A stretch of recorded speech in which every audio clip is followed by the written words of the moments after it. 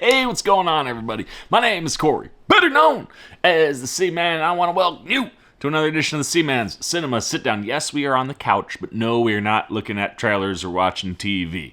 Obviously, my apartment is still in a bit of an upheaval. While I've gotten the bed and the living room merged quite well, I still got a bunch of sorting to do in the other room before I can turn that into a true studio space. So, for the time being, we're just going to do everything on the couch because it's the place I'm most comfortable in my apartment. Nevertheless, we are not looking at trailers. We are turning our attention to movies. And this is a movie that I had to go get one of my more badass Batman shirts for because our lead here is one badass Nazi-killing mofo, and I loved every second of this movie. What am I talking about? Why don't you pull up a chair, take a seat. We are getting ready to dive in, spoiler-free, into Sisu. And I gotta tell you, man, this was not something that was on my radar.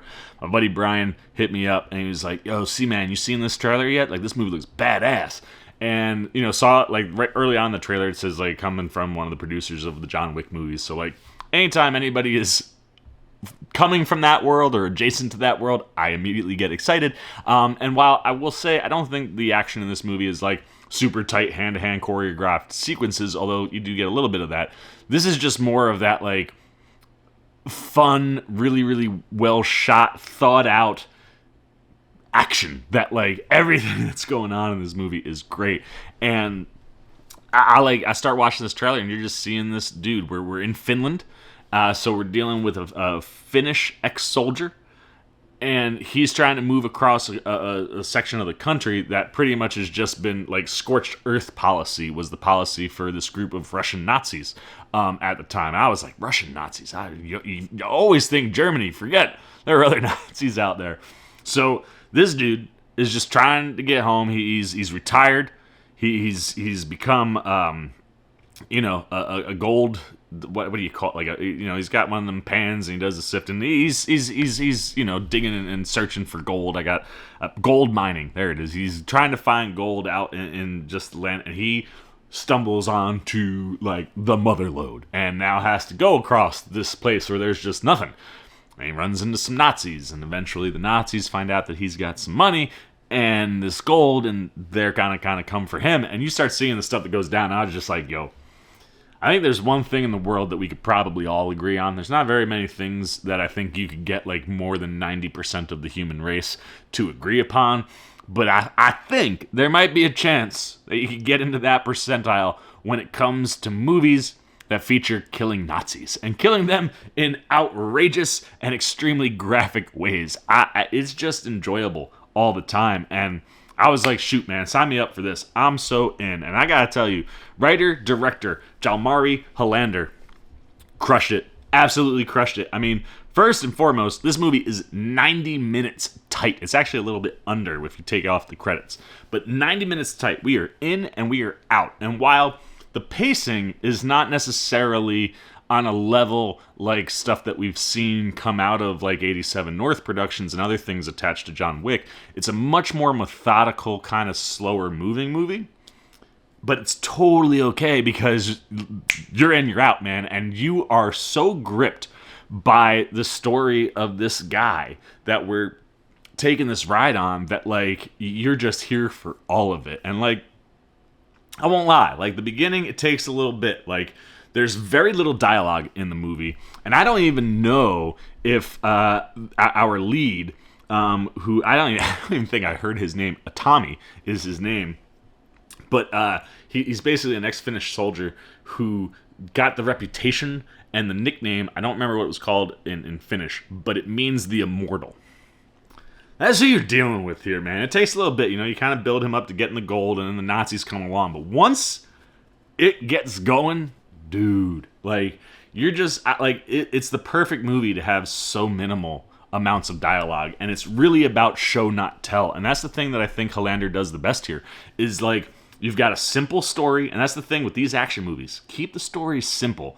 And usually, if it's, like, getting from point A to point B with some sort of motivation, that's all you need. And that's literally all this movie is. And literate with visual storytelling. And the visual storytelling here is excellent. I love the way he moves the camera. I love the way he stages each piece of action that we get. Like I said, it's not all hand-to-hand stuff, but you get to see Tommy, yeah, you get to see a Tommy like do some hand-to-hand stuff. He does some really cool. He's very creative with how he kills his Nazis. But yeah, I mean the action, the blood and the gore, while like it's a little over the top. All right, it's a lot over the top. It never feels like it's too much. Like my parents are not big on violence and gory type movies. And while like spoilers, exploding bodies are a thing in this movie. Like it's never like Sam Raimi levels of like so much blood. You're like, damn, dude. Like if you're not into that, you're out. Like it's super enjoyable. Like especially when it's happening to Nazis over and over and over again. Like it is really, for film, it's an easy one of the easiest ways to get an audience entertained and engaged, man. Like in my opinion. And our lead, Jorma Tomila, man, does he know how to kill Nazis, and man, does he know how to capture your attention. This guy, just from the visual look of him, man, he's got the slick back hair, the beard, he's covered in mud and dirt and grime the whole freaking movie, and just like the things that he goes through, and feeling like that John Wick like inspiration, he's got a dog with him, man. Like, and I don't usually do things like this, but like this is a hardcore spoiler. But I feel like it's one of those spoilers that like just takes a weight off your chest. The dog does not die, and I believe there was so many people like, oh my god, I swear if you kill this dog, that the next trailer actually stated like in it that like the dog does not die in this movie. And he doesn't. And the dog's awesome. Every time the dog pops up, great. And the relationship that him and Tomila have, wonderful. I mean, it's like he'll like bend down, just like whisper some words. That dog gone, and then that dog come back at some point. And how he's utilized in the story and stuff works really well. But you just, it's one of these things where, again, the visual storytelling. Like Tomila has his shirt off at the beginning of the movie, and you're seeing the scars from the war. Trust me, they're not like scars from you've seen before. And it's one of these things where it just immediately attaches you to this guy. Like, this guy has been through it, and he's gotten himself out, and now he's got his payday, and you just want to ride with this guy. And while Tomila, I don't think he says anything in the movie, but if he does, it's so minimal. What he does from a physicality standpoint is just wonderful. Our lead Nazi, Bruno, played by Axel Henny, wonderful. I like him for a lot of different reasons. The way that he approaches a Tommy in the first interaction, you kind of sit there and like, all right, I see what you're doing. But once he kind of sets his sights on him, he's a really solid like counter. And while he might not be the guy that's gonna like do the do, when confronted, the finale set piece, whoo, man, is fantastic. And the showdown between the two of them is quite satisfying. And that's the thing I think that you can really take away from this movie is while the action is not nonstop, and while the pace is a little bit more methodical, and yes, some of the action is outrageous, and actually the movie, while it starts quite grounded, it gets quite outrageous by the end. But it's one of those things where it does not take you out of the movie, because when you're killing Nazis, it's always a good time, and you get as absurd as you want to get. And it is one of these things where it's like you're just kind of like in this world that feels lived in, and while we're not getting tons of backstory on these characters, you can identify with them and you can relate to them and you understand where they're coming from and what their motivations are. And Tommy is so easy to root for.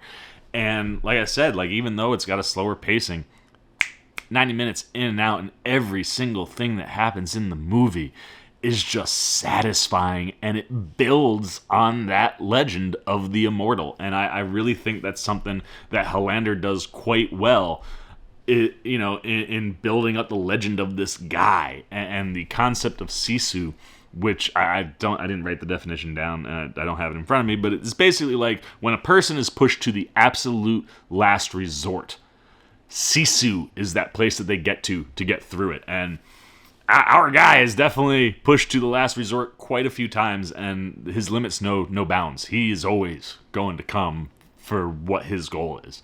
And that's something that's really easy to attach to and enjoy. And yeah, like I said, I think Tomila is just so easy to root for, so easy to attach yourself to.